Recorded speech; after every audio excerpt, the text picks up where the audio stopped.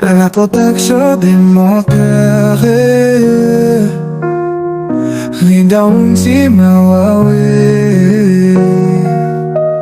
Mes amis qui sont avec moi sur la protection de mon cœur, je vous salue très beaucoup.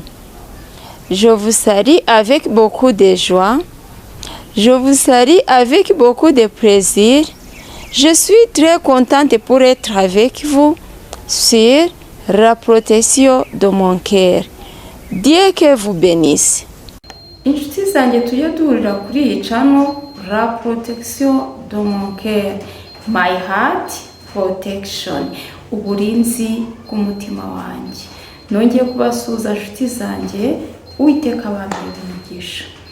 Uyu munsi rero tuje mu kiganiro kivuga kiti utamutoye waba ufite ikibazo. Tugiye kwinjira mu gihe cy'amatora. Buriya amatora tuyitegura nk'ubukwe, turayitegura tukayashyira mu mutwe bikatubamo. Buri wese aba afite intumbero yo kuvuga ngo nzatora nde, ese nzatora umuntu umeze uti. Uyu munsi rero tugiye kureba umukandida tugomba gutora agomba kuba ameze ati. Narababwira icano yanjye ikunda amahoro, ikunda ibintu bituje, nta rwaserera nta ntambara. Ubwo ngewe rero ninjya kuvuga iby'amatora n'ubundi ndareba muri ba bakandida bacu bagiye kwiyamamariza kuzatorerwa kuba umukuru w'igihugu, ngewe ndareba umuntu ufite imico ihuje n'uko nshaka, uwo nguwo niwe nzatora. Nawe niba ufite undi uzatora bitewe n'ibindi byawe ugenderaho, Uwiteka duhana umugisha. Reka rero turebe umuntu tugomba gutora, cyangwa se umuntu buri wese yagakwiye gutora adashyizemo ikindi kintu, urebeye ku bikorwa nturebere ku magambo. Mu bakandida bacu rero dufite, hari umukandida dufite nyakubahwa His Excellency Paul Kagame, umukandida utuyoboye igihe kinini, yarwanye n'ibintu byinshi, yarwanye n'intambara nyinshi, yagiye ayobora iki gihugu kirimo ibibazo byinshi cyane kandi bitandukanye. Umunyarwanda wese arabibona, abirebesha amaso. Turebye aho igihugu cyacu cyavuye tukareba aho kigeze cyiyubaka, ni ukuri dukeneye ibyiza byiyongera ku byo dufite. Reka turebe u Rwanda rwo hambere. Umunyarwanda uruzi atari umunyamahanga, ko umunyamahanga we ashobora kubyumva nk'inkuru, ariko abanyarwanda twebwe turiyizi, tuzi aho twavuye, tuzi naho tugeze.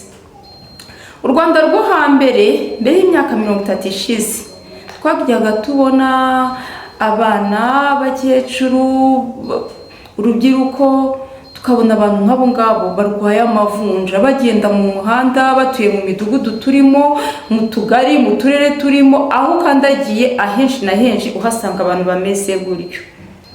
Icyo kibazo cyarabaye, ariko bizi saha abo bantu ntabwo tukibabona.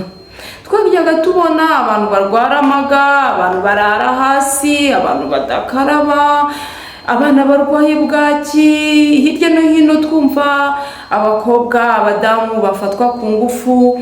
Tugaruke twajyaga twumva abagore batajya bagira umutekano na gace mu rugo, bakubitwa ku manywa na nijoro, aho umudamu yahukana agatabana ntagire izindi nkurikizi zizaho. Ibyo bintu byose byagiye biranduka. Muri iki gihe turabona abantu bose bafite umutekano, bafite isuku. Ibyo bintu byagiye biranduka. Ese twongere tugaruke. Abaturage ba kera barahingaga bakeza, ariko ukabona nubwo beza nta terambere bafite rigaragara. Bari bagifite imyumvire utamenya uko imeze. Ukabona umuntu arahinga, arahunika imyaka, ariko kugira ngo nibura bya bindi yahinze cyangwa se bya bindi yejeje abashe no kuba yagira n'utwajyana ku isoko, azana amafaranga, inzu yayubake neza, atura ahantu hasa neza, yambare neza, abana barihira ishuri. Ibyo bintu byari bigoranye. Murabizi abantu mufite imyaka irenze 30 kwiga mu Rwanda rwo hambere byari ikibazo. Umwana yarigaga primaire akayiga azi yuko azayirangiza akajya kuragira inka, azi ko azayirangiza akajya mu buyaya, azi ko mbese nta byiringiro byabaga bihari ko umwana ashobora kwiga primaire akayirangiza, segonderi akayiga, akazamuka amashuri akayiga rwose ahambaye, akazavamo umuntu ukomeye. Ni ukuvuga ngo akazi kari gahari byari guhinga, byari korora, ibyo bikaba birangiriye aho ngaho. Ariko turi mu gihugu gifite iterambere, umwana utagiye mu ishuri murabizi ntabwo Kagame ibyo binabyemera, ntabwo akeneye kuyobora injiji, kuko igihugu cyacu aho cyagiye kijya n'amabi cyagiye kigwa mu byatewe n'ubujiji bwari bukiri muri twebwe Abanyarwanda. Abantu babaga bari aho ngaho ariko ukabona ibitekerezo byabo biragarukira hano hafi. Mu by'ukuri rero jyewe nkurikije aho uyu musaza yavanye iki gihugu n'aho akigejeje, nkurikije ibikorwa byinshi by'amajyambere arimo kugenda atugezaho, imihanda ahantu henshi murabizi icyo gihe imihanda yabaga ari mbarwa, tugenda tunyura mu tuyira harimo ibyatsi ubona, ndabyibuka tukiri utwana dutangiye kubamo, navuga ngo abangavu, dutangiye kuba abangavu, hari ukuntu wanyuraga nk'ahantu mu kayira, ukanyura mu kayira ibyatsi hirya no hino, noneho nka mu gitondo iyo twajyaga ku ishuri wanyuraga mu kayira akabaho igihe ikime kigukozeho ugasanga uranduye, agakweto wambaye karanduye.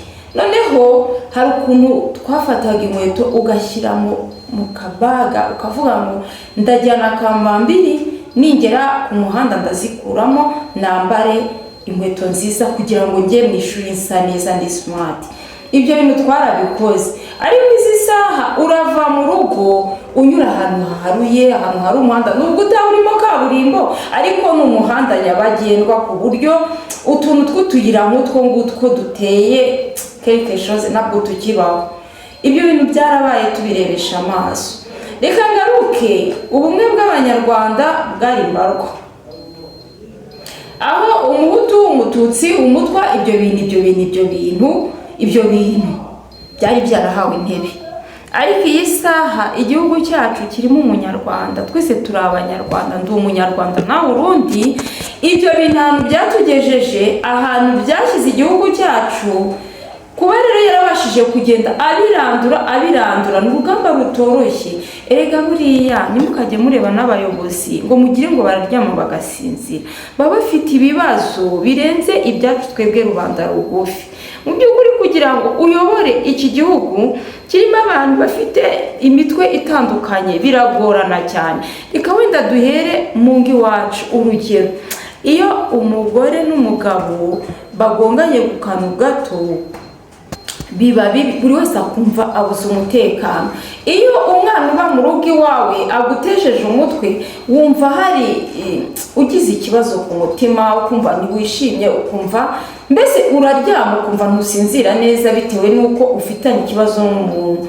Ariko se niba wenda ubasha kugirana ikibazo n'uwo muri kumwe mu rugo muri n'abakeya, ngaho reba igihugu cyose, igihugu kirimo abantu bangana nk'uko tungana, ukiyobore bose bafite imyumvire itandukanye, ababi, abeza, abagome, intare, ingwe, byose hari ukuntu natwe tugira imico nk'inyamaswa.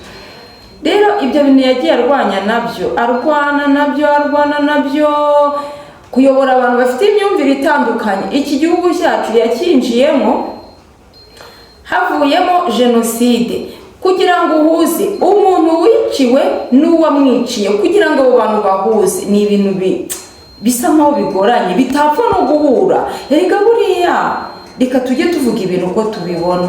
Iki gihugu cyacu urebye abantu bagipfuyemo uko bangana, iyo tutaza kugira umuyobozi ushishoza, iyo tutaza kugira umuyobozi ufite urukundo, iyo tutaza kugira umuyobozi ureba kure, nta nubwo jenoside yari kuranduka. Hari aho wari kubona bamwe bagiye kwihorera, murabizi byabayeho, ugasanga nk'umukobwa wo kwa runaka akundanye n'umuhungu wo kwa runaka, kubera ko babaye muri bya bihe by'amoko, bamwe barabatutsi abandi barabahutu. Ntabwo ibyo ari twe twabizanye, twabisanze gutyo, kubera ko ibyo bintu byari bikiri mu mitima yacu. Ugasanga umubyeyi aravuga ati reka uriya muryango uramenye.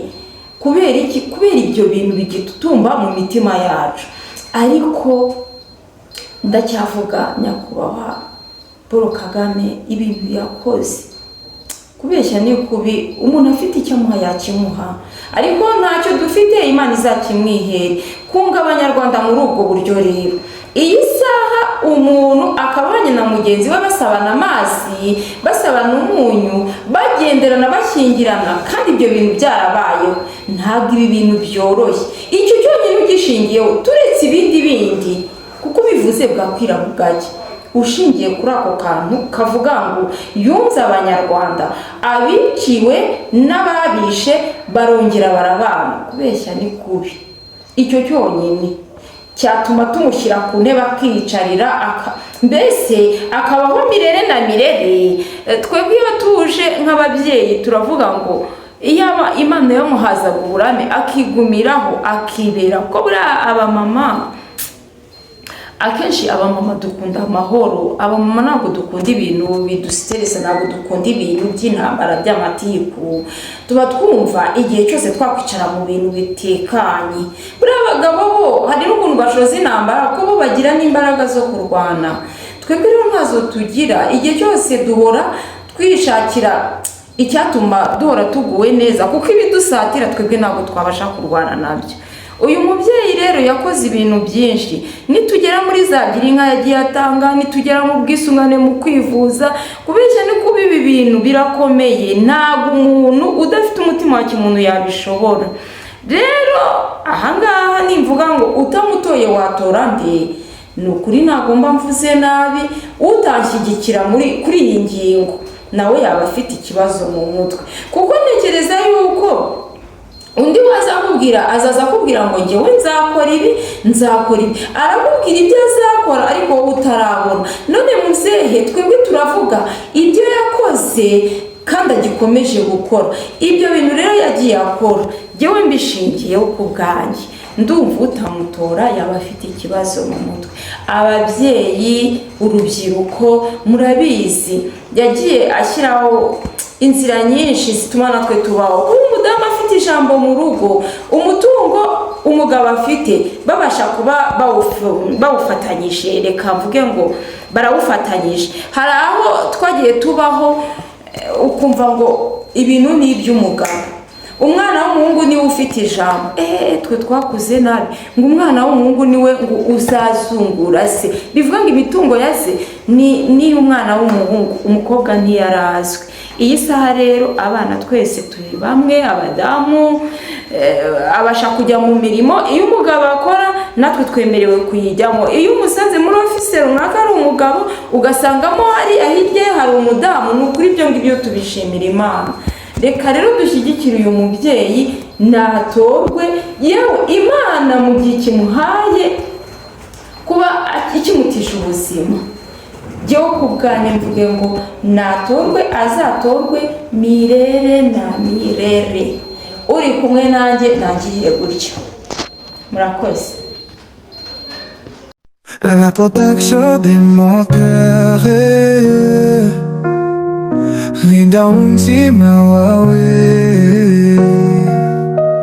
Mes amis qui sont avec moi sur la protection de mon cœur, je vous salue très très très beaucoup. Je vous salue avec beaucoup de joie. Je vous salue avec beaucoup de plaisir. Je suis très contente pour être avec vous sur la protection de mon cœur. Dieu que vous bénisse.